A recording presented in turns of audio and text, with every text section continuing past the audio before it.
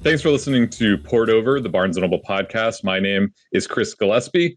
My guest today is an award-winning and internationally renowned nature and travel writer whose best-selling books include Underland, Landmarks, The Old Ways, The Wild Places, and Mountains of the Mind.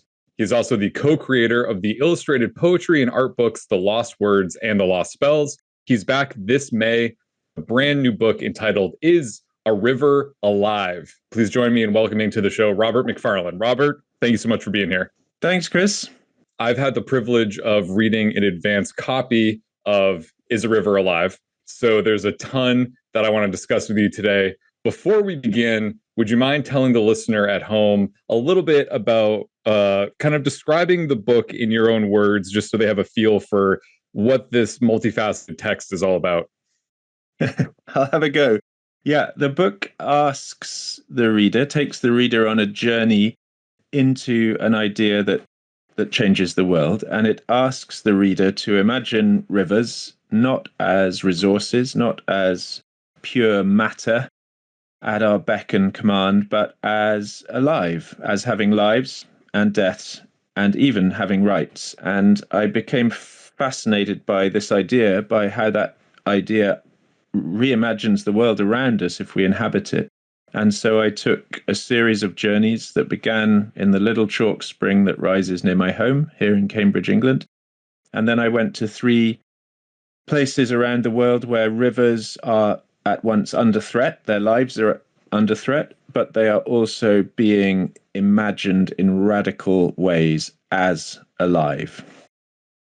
And those 3 places are Ecuador and India and Canada, correct?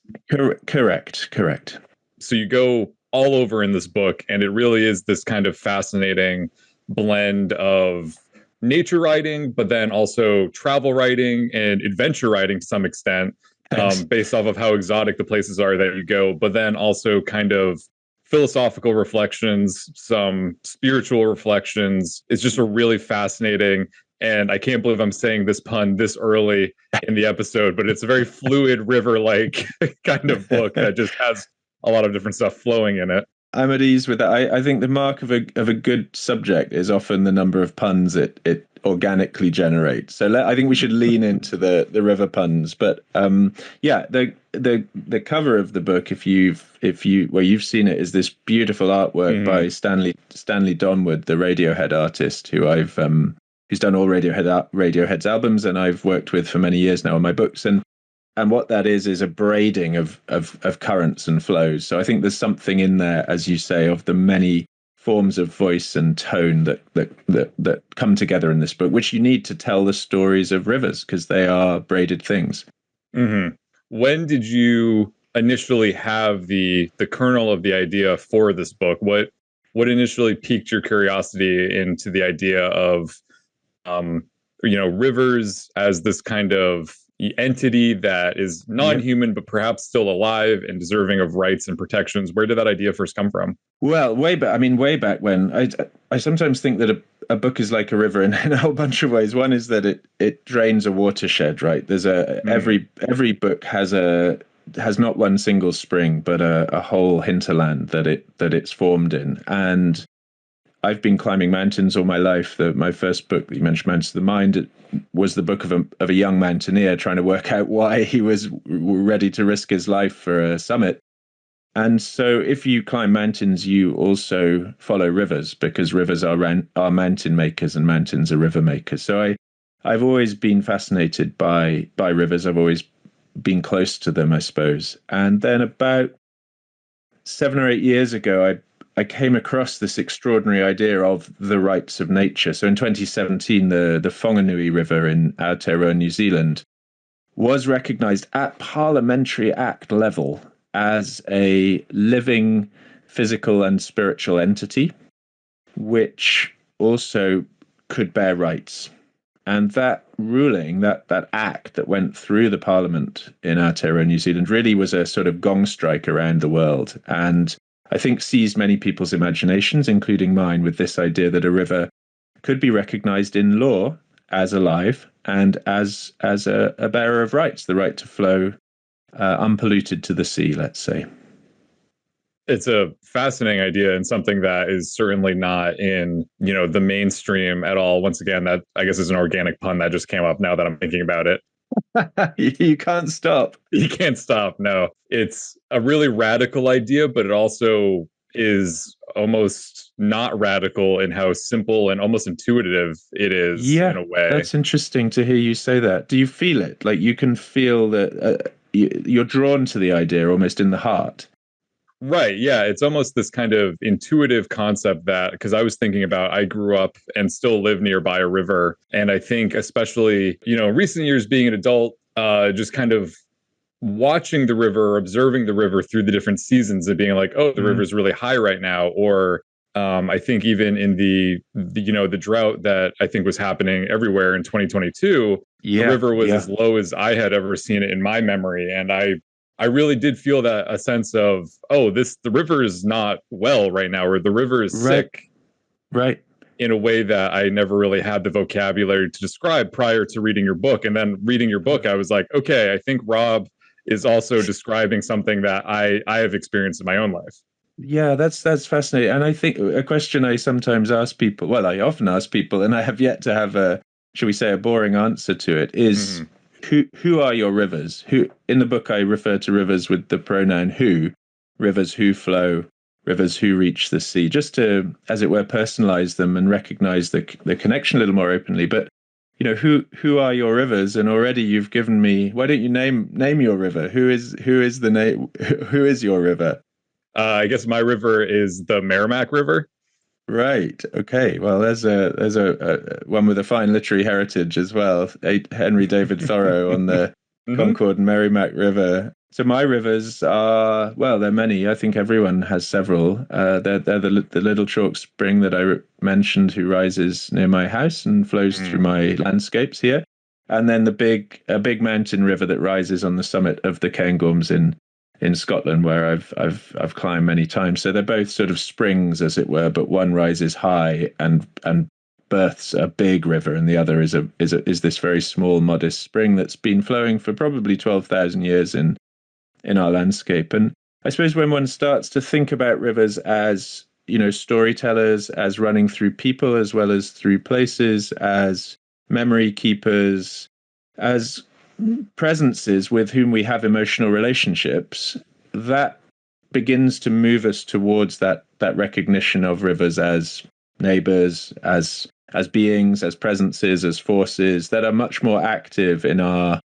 lives, in our human lives, than just that which supplies our drinking water and that which takes our waste away. Right. It's a real big concept. And I think it's almost, talking about it now, it's sort of fascinating to think about how, sort of in this particular moment in time, we are sort of primed to be at kind of this transitional moment or this pivot point for how we as society or Western society relate to rivers. Cause I'm thinking about how, I had not too long ago for the show, I had spoke to Ron Chernow for his new Mark Twain biography. And a big Huh. part of Mark Twain's life is the Mississippi River and the Yep. fact that in pre-industrial times, like the rivers were kind of the superhighways of traversing Totally. North America. I know you're coming to us from the UK, also in the UK. So Yeah. people back then related to rivers and needed them in a different way than perhaps we need them now. I think sadly, oftentimes once again, this is coming from my Western perspective, but Yep. using them as sewers for waste or using them for hydroelectric power, which I'm curious to hear your thoughts about more. But do you think right now is this the time that we are kind of primed to maybe renegotiate our relationship with these rivers around the world? Well, I hope so. I mean, we really need to. Mm, Our fate, our fate flows with that of rivers. It always has. Thoreau has this beautiful. He says a river town is a winged town. He has this beautiful idea that the river gives motion and connection to the cities and towns through which they flow. Almost all cities and almost all towns are winged towns because they're almost all river towns. We grew our habitations around them. But in one of the reasons why I have ended up writing a book about the lives of rivers is because in my country, England, we almost all our rivers are dying. We mm, live surrounded by crisis here. So privatization happened in the UK, well, in England and Wales in 1989. And since that time, our rivers have been basically fully converted into liquid asset. They've just become resource. They've become financial profit in liquid form. And as they have been, as it were, translated into that stuff, that inanimate matter, as Newton called it. So they've been neglected. So they, as you say, have become kind of private sewers, really. And we have poured all our waste into them and lost our care for them, our guardianship for them. So we have not a single river in England in good overall health, which is a sort of term of art from our Environment Agency. So as that's happened in the UK, so in response, this amazing sort of guardianship movement, river resurrection or revival or recovery movement has sprung up. So it's at once a really hopeful time here in the UK, and I think in places around the world, but also a really desperate time, because rivers can die. They are easily wounded, but if you give them a chance, their life pours back. And there's that, beautiful stories of that on your Pacific seaboard with the Elwha River, and then more recently the Klamath, which flows down out of Oregon and into California. And that has been the focus of the biggest de-damming project, certainly in US history, probably in world history. And the speed of recovery of that watershed since the dams have come down has just been dazzling to witness. Is a river able to heal itself? Like, how long would it take for a river to kind of reach a place of being healthy and clear and thriving again, if once we remove obstacles or pollution? Like, how quickly does that replenishment happen generally? Do you know? Yeah, I do. It's such an interesting and wise question. So in part, it depends on the flow rate and the nature of the river. So, for example, here in England, we have chalk streams which have quite shallow gradients, quite low flow. If you mess up a chalk stream, it'll stay messed up for a while, and it will take a while to heal. Fast flowing dynamic rivers, if you removed all human presence and all human obstruction in Scotland, in mountainous Scotland, those rivers would probably return to natural state within about 20 years. But to give an American example, the Elwha dams were taken down in, I think it was 2011. Within a decade of that, the watershed had undergone this astonishing kind of revival. And you get lynx and bobcat, you get the salmon runs returning to the upper spawning beds in the watershed. You get predators, otters, bears pulling the spawned carcasses out, dragging them into the forest, taking what they need, and then those bones rot down into the forest floor and feed the trees. So you get this amazing cycle of marine nutrients being taken from the Pacific up to the ocean, feeds the forest, basically. So, and then of course you get floral and forest return where the reservoir banks had once been, often helped by human actors. So the Yurok tribe has been absolutely central to the de-damming of the Klamath River and are now busy reseeding the banks of the reservoirs with drought-resistant mixes. And already the flower cover there is it's like flame. It's beautiful. It's the most hopeful thing I've seen in the last year, which hasn't been a very hopeful year, right? No. But yeah, it's this, like, those stories, it's incredible how, because I think in the face of any kind of ecological crisis, whether it's, a local ecological crisis like a river in a local community, or if it's on something, obviously climate change and everything is a much bigger, more complex problem. Yep. But the fact that I'm always amazed when you hear stories like that, or when I hear stories about that, where it's like not a little bit of effort, because it takes a lot of effort realistically, but like, there are dividends that can be paid off with effort, that we as people can, if we make change and take action, there are things that we can do to restore our environment in a way that I think is really exciting and gives me hope, in a way that it's so easy for me to fall into the thought process of being like, oh, well, humans are just we're historically so bad at taking care of the environment, and we've just trashed the place, and oh my God. But the fact that with some effort we can help the natural world get back to a better state, I think is really inspiring. Yeah. Is definitely something that I think is a message in the book from the different folks that you talk to, because in addition to, you know, writing about the rivers, something that stood out to me in the book was also that you're really kind of profiling not only these different kind of stewards of the natural world and the rivers, but these folks who are on kind of the front lines. And I was wondering if you could kind of speak a little bit about some of the people that you met on your journeys for this book and kind of the effect that they had on you. Yeah, I'd love to. I mean, I'm really happy you met these characters, as it were. Sometimes it almost feels like they're out of novels. I mean, the people I was lucky to travel with they feel like they've stepped out of the pages of novels because they're so remarkable. Yeah, the book it's a love letter to rivers. It's actually a love letter to hope.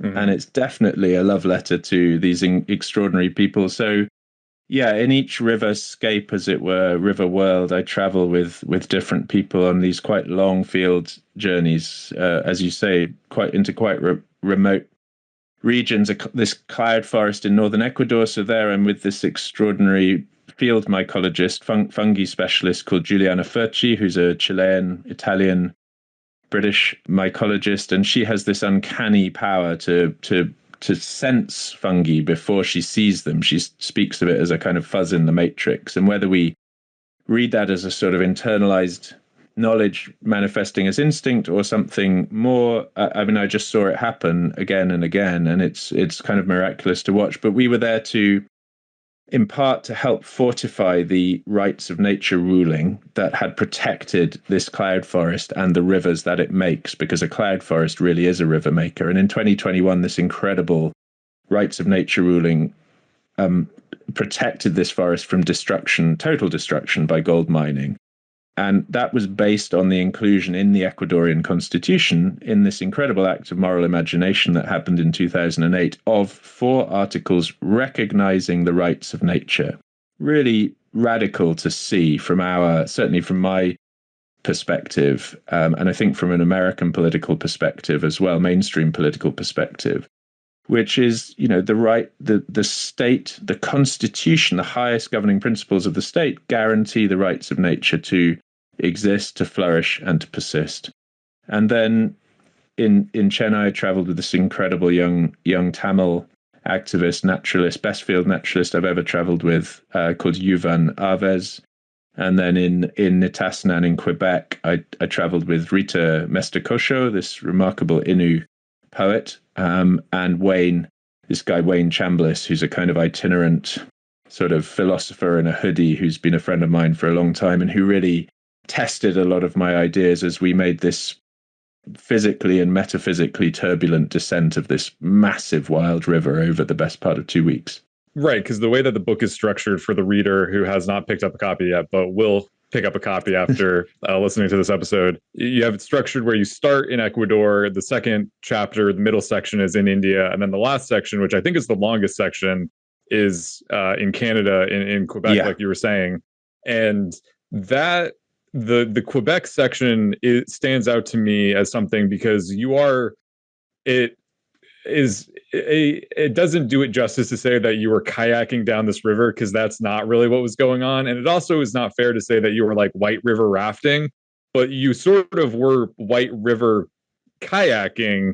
It seemed like the most intense kind of, there's this palpable sense in the chapter of, I don't know if you were necessarily anxious while you were out there on the trip, but there's definitely the sense of something could go very, very wrong very easily. Like you and your companions are talking about all the safety precautions that you have to go through so that you survive this journey. Was there any point while you were doing that where you're like, have I gone in over my head? Once again, there's another water pun. There you go. Number 3. We're keeping count. They're just so easy. They just keep flowing out once again. They keep. Were you terrified? Because I was getting scared for you as the reader, and I knew that we had this interview coming up, so I knew you survived this trip. But what was that emotional journey like, being on that river and having to physically travel down this perilous waterscape? Well, it was thrilling. It was thrilling. It was exhausting. It was intimidating. So just for the listeners, this river is the first in Canada to have had its rights recognized. That's another reason. A resolution was issued in 2021 but which recognized the river as a living entity and recognized its rights. And this was in an attempt to prevent it being dammed multiply for hydropower. And it's the most, I think it's the most thrilling river I've ever been on or ever been near. We were dropped by float plane about 120 miles up the system. And back when I used to rock climb, the most committing climbing that you do is when you abseil down a sea cliff and then you abseil into the bottom of the climb, then you pull the rope through and the rope kind of whistles down and lands like a heap of snakes at your feet. And you're like, right, and now we climb out. So it's a bit like that with a float plane. The float plane drops you, all the gear, all the kayak, two weeks up the system, and there's no road between you and the sea. And then the float plane turns around, and that's the bit that's like the ropes falling at your feet, and it just disappears as a star in the sky. And then, yeah, we just had to get out. And I was expecting it to be physically very hard. The river was running incredibly high. It was like 275 cubic meters a second, which it won't mean anything unless you know that kind of measure, but it should have been at about 120 for that. So it was like 150% above the usual flow rates for that kind of time of year. So we were dealing with rapids with multiple 4, 5, even in one place 6 foot standing waves, long sustained rapids, huge days on 10, 12-hour paddling days, and then portaging. And it was, I'm nearly 50. I've spent a life climbing and caving and writing about some quite extreme places. I've put my body through quite a lot. I believe the body knows things that the mind, can't find out from a distance. So that's always been very central to my books. But this was the most physically and metaphysically battering, burying, scarring thing I've ever done, I think. Was there any point when you were camping along the river as you're going through, so you're having these long days on the water, and then you're getting out of the water and you're camping and you're sleeping in tents, and sometimes it's torrential downpouring and all of your stuff is being drenched, and what was keeping you going on that? Like, if it was a 10-day trip, like day 5 being like, oh my God, I can't believe, right. What got you out of that hole, sort of? Wow. Well, one thing was this remarkable woman, Rita Mestakosha, who I'm still really good friends with her 2.5 years on. I still wear the red band she tied around my wrist, and she said, like, river or time, which are the same thing, can take that off, and it's still here. So, and Rita really sort of tasked me metaphysically. I went to see her to say, can we descend this river? Because it was really important to ask her permission, the permission of her and her community before I, rocked up. And she just laughed. She was like, of course, you can have my permission, but the permission you really need is the river's. And then she gave me this series of tasks, like always pitch your tent facing east, collect me water from this place where one of my elders has recently passed. That was his hunting ground. Get me Labrador tea leaves from here. And then she said, and you can ask one question of the river, but it has to be the right question. And if you ask the right question of the river, and if you open yourself to the river on this journey, the river will give you the answer. And if I spent 3 years writing this book, which has a question, and its title is A River Alive. And I'd spent all of this time meeting river people, river ideas, and rivers. Still didn't have the answer to the question. I didn't even know what question I had to ask, but I had this powerful sense as the journey proceeded of being opened by that river, by that journey. And that reached this incredibly powerful and completely unexpected sort of climax at this place called the Gorge, about a day from the sea, which, if the reader makes the journey through the book, that's where all the tributaries of thought and journey and voice all converge in this massively powerful river space, but also where all the metaphysics of the book just crash into white water, and something amazing happened to me there. Absolutely. I do think that the end of the book, I think, is very moving and satisfying, and it does culminate with your journey through this river. I was wondering, and this is kind of more of a practical question, but it was something that I kept thinking about while I was reading, because you talk about in that section when you're kayaking, you were getting thrown out of your kayak, your companions are getting thrown out of their boats, you guys are constantly getting rained on. How, as a writer and as a researcher, how were you taking notes, and how did you hold on to those notes while all of this was going on? Because I'm like, That's is his notebook on the kayak? Like, is it going to get drenched? Or how is this happening?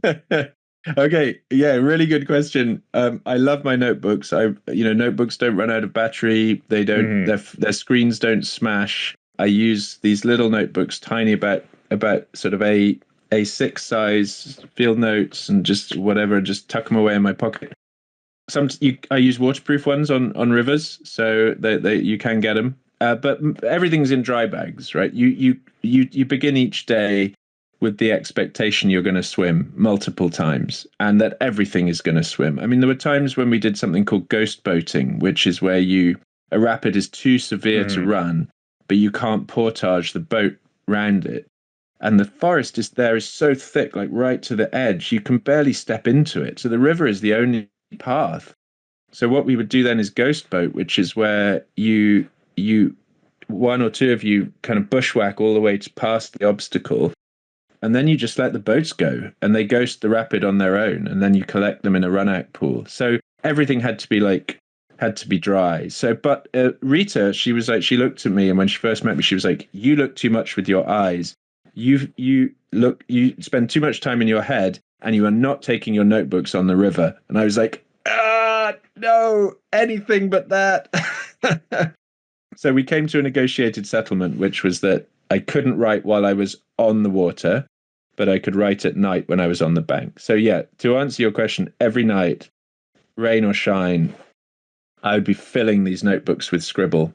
And I've got them all, stacks and stacks of them. And some of the pages are the ink's blurred by water. And then I get back and I kind of, when everything's calmed down, I just sit with the notebooks and I pour their contents and all the contents of memory that they pull with them into a big document. Once again, another allusion to tributaries and rivers. Sorry. Okay, that's one for me. You're on 4. I don't know if you're winning or losing. I mean, I think for the subtext of the book being like that we as humans have this kind of connection to rivers, and we are to some extent like similar to rivers ourselves, that we're constantly changing and growing and kind of subject to time and these outside forces. I think it's telling that we keep bumping into these linguistic comparisons, because I think that's a testament to the relevance and the power of the book. I was also wondering, because we talked a little bit about the companions and that you had on these journeys. I'm assuming they were aware that you were writing and researching a book. Did you get a sense that they were sort of changing how they were interacting with you because they knew that you were documenting what they were saying? Or did you get a sense that because you're out in the elements, these are people who are just authentically themselves all the time, and they're just not thinking about that kind of thing? Yeah, it's a fascinating question. And because of the places we were in predominantly, they don't, being in environments like the remote area of cloud forest or down the big river, like they don't leave room for posture. They press you so hard, these environments. They're so miraculous but also so challenging to the body and the mind, that they don't leave you time to pretend to be someone you aren't. And they also show truth through very quickly. So I think that's one part of an answer to it. And the other is that I trusted them and they trusted me. In many cases, in a couple of cases, I'd been friends with my companions for several years, so we kind of knew everything about each other anyway. And in other ways, I don't think there was any change at all. And when Juliana lost her father, just weeks before the expedition we made up into the cloud forest, and she nearly didn't come, and I said, look, you've just suffered a terrible grief, and if you don't want to be in this book but just want to be in the forest, that's totally fine. And at the end of it all, she was just like, I trust you totally. I don't even need to read what you've written. You'll be true to me and true to the situation. Of course, I did get her to read it, and that actually, what happened in all 3 places, completely surprisingly to me, was that I met, in each case, one of these central characters or figures had been moved very close to death, had lost someone very, very dear to them. And I watched them be reanimated in some fundamental way by water, by river. And that, of all the things I saw and felt and heard, that was actually the deepest proof to me that rivers are alive, that our life flows with theirs, that they enliven us. We possess the power to heal them, but boy, do they possess the power to heal us as well. And there's this sort of sense that I think one of the many cool things about getting to, be a part of this podcast and to talk to authors such as yourself who are, nature writers or engaging with the environment and things like that is this kind of sense that like kind of like we were saying earlier, where this idea, although it seems kind of radical, is actually kind of feels also very intuitive. And I think part of that is going back to, because you write about in the book a lot about how these ideas that the rivers have, rights and should be guarded, kind of goes back, has roots in kind of indigenous wisdom and ancient knowledge and things like that. And I think that's true for so many different, authors that I've talked about who are working with this kind of thing in, our current time, is that the newest ideas are actually the oldest ideas. Weirdly enough. Totally. How do we kind of speed up that, very gradual incorporation or appreciation of indigenous knowledge or kind of ancient knowledge? Because I feel like very slowly, it seems like it's starting to be appreciated in a way that it wasn't historically by Western culture, because we've historically tried to silence it or shun it or move away, because it's not really moving in the same direction as capitalism. Absolutely. So how do we kind of like support those philosophies and indigenous beliefs and kind of get them so they are a little bit more mainstream and they can kind of do a little bit more of the work that they need to do? Yeah. These are, as you say, these are new old ideas, and I think at its best, the rights of nature movement, which we see gaining in momentum, gaining in consequence year on year now, is a means of allowing these forms of knowledge, these forms of relation, to gain expression within power, that's to say within law. We've just seen the last 2 years, the Goldman Prize, which is in effect the Nobel Prize for environmental activism, which is an amazing prize. If people don't know it, go and look it up. It does incredible work, exactly of the kind that you are asking for, Chris, of recognizing, naming, and amplifying the stories and the often incredibly courageous action of frontline environmental defenders, water guardians, land guardians. So the last 2 years, that prize has gone to female water defenders who have used the rights of nature to defend a river in one case. So Mari Muriari this year in Peru won an amazing court ruling in 2024 that recognized her river as a living being, as a rights-bearing being.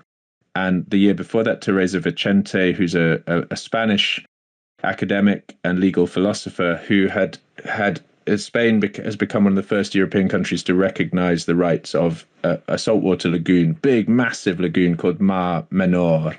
And so we're starting to see these voices, these new old stories about water match up, like they're starting to spread, to join one another in Australia, in North America, in Canada, in South America. Even in the UK, we've just had, and we are a legislative ecosystem, let's say, which is highly hostile to the idea of the rights of nature. But we have just seen the first district council champion the rights of a river called the Ouse in Sussex. So to me, these are really exciting developments, and they are a version of old voices, old knowledge, old stories given new power. To that same end, I was kind of wondering about how the, rights of nature movement intersects with the, clean energy transition and trying to mitigate climate change, because I was thinking about this when I was reflecting on the, Canada section of your book, where you're not outright painting the power company, the Hydro-Quebec, as the antagonist of the chapter, but there's this kind of looming presence of, oh, this is kind of where they wanted to build the dam. So where you're standing on the riverbed, you're having a reflection of like, what would that mean and what would that look like? And you're thinking about how that would flood all of the surrounding forest.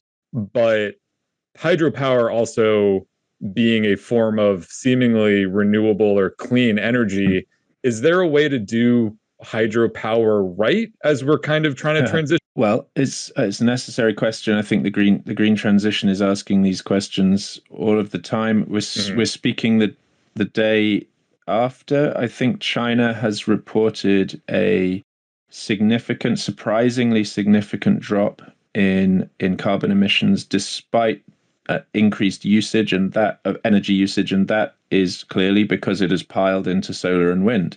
Hydro is a much smaller part of the makeup there, though they obviously have some of the biggest dams in the world, including the Three Gorges Dam, which, in an astonishing fact, has impounded so much water that it has measurably slowed the rotation of the Earth. And something about that fact, I think, is again a real gong strike. It says, look what water has become to us. It has become, we can pick rivers up. We can move whole watersheds. We can dam rivers and we can drown rivers in their own lakes, to the extent that we can change the speed of rotation of the Earth by shifting its gravitational center a small amount. So that is river as instrument, river as subject, river as service provider. But to return to your question about hydropower, yeah, it's so in Quebec, which is 8 times the size of England, has broadly been already converted into a massive machine for the generation and storage and transmission of electrical power. And so just to the east of the Muteshikau-Shipu, this incredible river that we ran, was a river called the Remain, which was even bigger and even wilder. And that had a multi-dam project on it that was, in the end, gained the consent of the Innu and other nations in the region, but it was controversial. And I think it's been made clear by the Innu community at Equanicht and others that they do not want the Muteshikau-Shipu Dam. So a lot of damming has been done. A lot of power has been generated. A lot of that power is being sold south of the border. It's not necessarily benefiting the communities there. And one key fact for me is that so many of these remoter First Nation communities have boil water advisories still. So, a power company that can extract immense amounts of power from a river cannot also bend itself to provide clean drinking water in a region of some of the most profuse fresh water in the world to the small communities in that area. So that seems to me a sign that things are not being done right. And I want to listen to the voices on the ground that know that river and have known it for 8,000 years. It is, yeah, it's profound to think about how of all the value and benefits that this river, or this now, dammed river, is providing, that the actual community there is actually not reaping the benefits, and the people that are reaping the benefits are either consumers who are miles and miles away, or kilometers and kilometers away, who have no idea that they're getting those benefits, or the corporation that is benefiting from the money that is creating that, and not passing. It's very inequitable that they're not also sharing the benefits of that with these communities that are on the front lines. So some of it comes down, and jobs get created, and it's never, and I don't, I don't portray it as a straightforward Manichaean struggle here between the good and the bad, the light and the dark. But yeah, it's that the fact of this widespread boil water advisory, including in the little township of Equaniche, just really stuck in my throat. So yeah, that is an inequity that has to be solved before we can start talking about justice in terms of power. And I just want to say one other thing, which is that the rights movement in its purest form is not about extracted value. It's not about asset value. In fact, it says the river has always had this right. It's about intrinsic value. The river has the inalienable right to flow unpolluted to the sea. That's the kind of purest declaration of a right. You can frame that as it's a living being, or you can just say it is what it is, and it has this right. So it's the classic incommensurable clash between intrinsic value and kind of asset value at some level. So that's why it is radical, because it says to asset value, no, we will have none of this. The river has an intrinsic right to flow. And going back to the idea of rivers and time and the passage of time and everything kind of, Yeah. sort of a sense of, I think there's also a sense in the book about this kind of duality between impermanence and permanence. What is permanent, what's not permanent. The idea that, the old saying that you never step into the same river twice, Yeah. kind of impermanence being such a critical part of the fabric of it. So I think it's interesting to think about in terms of, the phrase that you had said a moment ago about moral imagination Yes. and thinking about what could be possible. And it's exciting to think about maybe a time, hopefully in the future, where the energy crisis, we have enough clean energy that's either through renewables or through new technologies, whether that's clean Yep. hydrogen power or fusion, that we Yep. can deconstruct these dams and maybe Yep. return some of these rivers to how they were pre-industrial revolution. I think that's a very exciting idea and something that's nice to think about when things are maybe not feeling as hopeful in the moment. No, it's precarious. Yeah, but as I say, it is already happening, and it's happening in my country. It's happening in your country at scale, and it's pretty exciting. Yeah, I mean, one thing thinking about time, I mean, this book has been like no other for me in the way it's just torrented me. Like from the moment I stepped into the river, Yeah. every day for years, I just woke up and there were new ideas, new people, new places, new rivers, and by the very end of the book is one in which time, I will never sense and think about time in the same way again. The rivers have absolutely transformed time for me, and that in a way we're back to the idea of a very simple thing, that we are always in the flow. We are always in the flow. As a writer, you probably, we think sometimes we got the little notebook in hand, we're standing on the bank, our feet are dry, we're watching the rest of the current flow by, but no, we are always in it. And the very end of the book, in fact, the river just becomes time and flows into a future. And that moment, that ending, which I wasn't expecting at all, I ran up to the little springs near my house and stepped close to them, and that whole scene just sort of played itself on my mind's eye, and I went home and wrote it down. So that was as close as I've known to co-authoring with water, with rivers, which I name them as my co-authors, and I mean it. One of your previous books, I think, either had the subtitle or refers to the concept of deep time, and it seems that Yeah. you kind of inadvertently stepped into some kind of transcendental, through the interconnectedness with this river, you kind of fell into this kind of deep time state where you kind of had a life-changing shift in perspective or realization, a really profound moment. Yeah.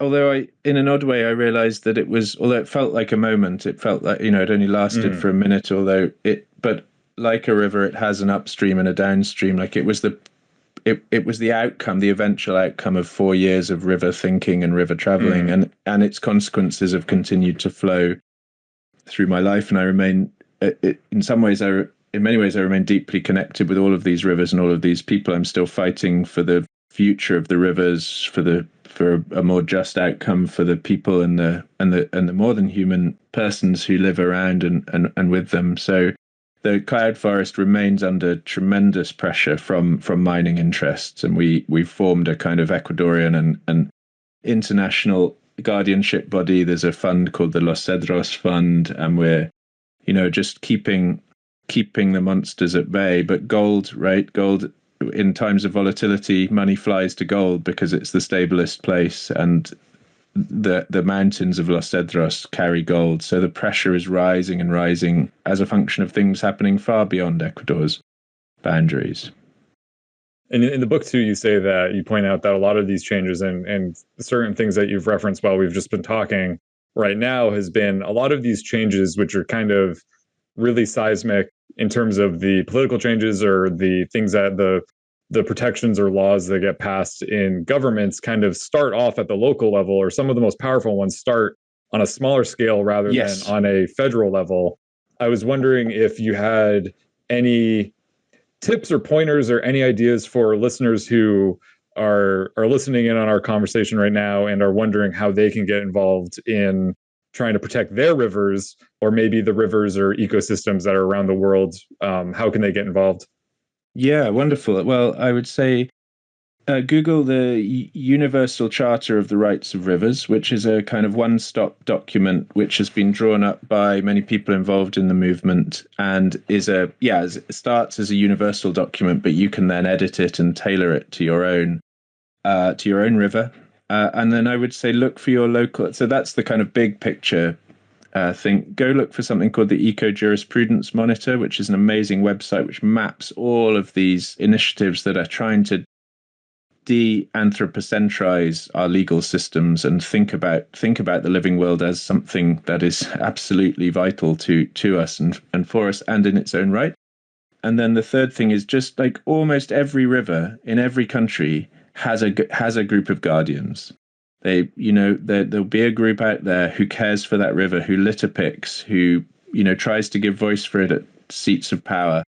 They'll be out there. Find them, join them, and no matter how small, you can make a difference to the lives of rivers, and rivers will make a difference to your life in return.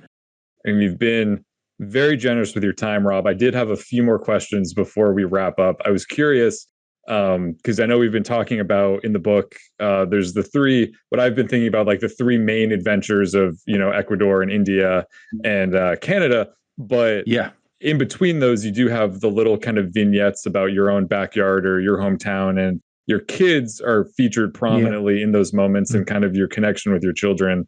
I was wondering are your kids of an age where they're aware what you do for work? Like, are they aware of the fact that when you're sailing down a river in Canada for a week and a half, do they know what dad's doing, or are they too young to really apprehend what's going on? Well, no, they're plenty old enough now. 21, 19, and 12. Okay. So the 12-year-old not so much. But I think there's a little bit of my oldest son turned to me on the mountains. We climb a lot together the other day, and he was like, "Dad, when are you going to write your memoirs?" And I was like, "Tom, I've been writing them for 22 years. You just haven't been reading them, bud."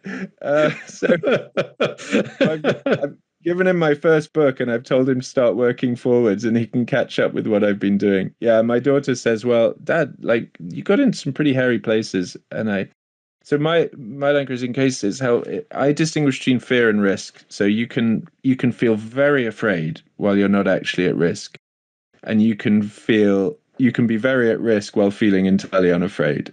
That's the bad situation to get into. I actually have a very low tolerance for risk these days because I love my family and I love the world and I want to stay in it for as long as possible. So there have probably been 3 times in the last 10, 12 years, Underland, caving, and the river book, and then once in the big mountains when I've genuinely been at risk. But other than that, I'm pretty vigilant. I'm pretty scrupulous. So if it made you feel nervous, that's great. But I was fine. Thanks, Dad. So your kids are admittedly older than I was expecting or that I had known. So are they inclined to follow in your footsteps in terms of going down this path, or are they kind of like, I want to do the opposite of what Dad does? I do not want to throw myself off the side of cliffs. I want to have a very stable desk job. Well, we do love going to the hills together, and that's a place we love being. We run together, my daughter and I, a lot, and but they're incredible linguists. So my wife is a China speaks Chinese, Russian, German, Spanish, French. So my daughter studies Japanese and Chinese. My son studies French and Portuguese. So their lives are going to involve them in a lot of movement, let's say, and other cultures. I think they will probably tend to be less high intensity than mine, shall we say? But yeah, they love the living world, and that's what matters. That's awesome. That's so great to hear. Is there anything, obviously, is a river alive, is hitting shelves? I hope it's a massive success. I hope it's changing. It opens minds, and I hope it sparks some moral imagination, both, here in the United States, but then also, over in the UK, hopefully around the world. I think it's a really exciting text. I hope it's a book that decades from now, people go back to this and go, oh, this was so ahead of its time. And like, this was kind of, I hope they teach this in classes, both in terms of like nonfiction writing, but also, kind of like environmental appreciation or environmental science. So I Thank hope you. that you're very proud of that. And I say that sincerely. Appreciate that. It's in a heartening thing. It went straight to the #1 spot in the bestsellers list here. So I take this to be less a function of the book and more a function of the kind of hunger in this country for new ways of thinking about our relationship with rivers and with nature more broadly. And I've never known a book like this. I've written 11 books, and I've never known one where people are just so hungry for what it holds, what they think it holds. So that it speaks to a need, I think, and that's exciting as a writer, to feel that you can be a small part of answering that need. That's awesome. Well deserved. I would be remiss if I didn't ask now that, Is a River Alive is obviously going to be doing its thing this summer, but have you started planning out your next project, your next Yes, adventure? It involves drinking tea and sitting on a sofa for 2 years. Yeah, extreme tea drinking. That's the title, Chris. So. Extreme tea drinking. First. Yeah. The subtitle can be, Is Rob alive? No one's heard from Rob. Totally off the grid. Exactly. Yeah, that's all I have in mind. So yeah, I'm going to be a stay home for a while. That's awesome. Well deserved. Listener, I hope you've enjoyed our conversation today. If you're listening at home, I encourage you to pick up a copy of Is a River Alive at your local Barnes & Noble or online at bn.com. And, then depending on where you live, head outdoors and into nature and just, try to have your own experience and see if you notice a difference and try to just connect with things in a different way. So, Rob, this has been a real pleasure. I'm sure we could chat for a few more hours, but I will let you get back to your day. Yeah, really. Thank you so much. Conversation. I loved it. I loved our chat, Chris. Thanks so much. Thanks, everyone. My pleasure. So for all of us here at Poured Over, I've been Chris Gillespie. We'll see you next time. Thanks.